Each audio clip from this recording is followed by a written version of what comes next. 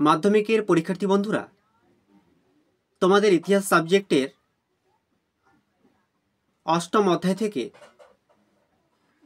4 মানের কিছু প্রশ্ন বাছাই করা হয়েছে এবছরের সাজেশন হিসেবে। তাই ভিডিওটি ভালোভাবে সম্পূর্ণ দেখবে এবং প্রয়োজনে প্রশ্নগুলি খাতায় লিখে রাখবে আর উত্তরগুলি সলভ করার চেষ্টা করবে। আশা করছি তোমরা এখান থেকেই 100% কমন পেয়ে যাবে। শুরু করছি।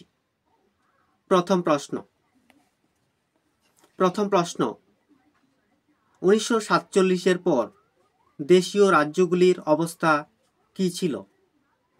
দ্বিতীয় প্রশ্ন, আত্মজীবনী ও স্মৃতিকথা থেকে দেশভাগ অর্থাৎ 1947 খ্রিস্টাব্দে এই সম্পর্কে কি জানো বা কি জানা যায়?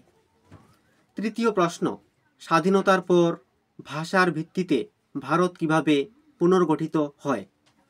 চতুর্থ প্রশ্ন, জুনাগড় অথবা কাশ্মীর অথবা হায়দ্রাবাদ রাজ্যটি কিভাবে ভারতভুক্ত হয়?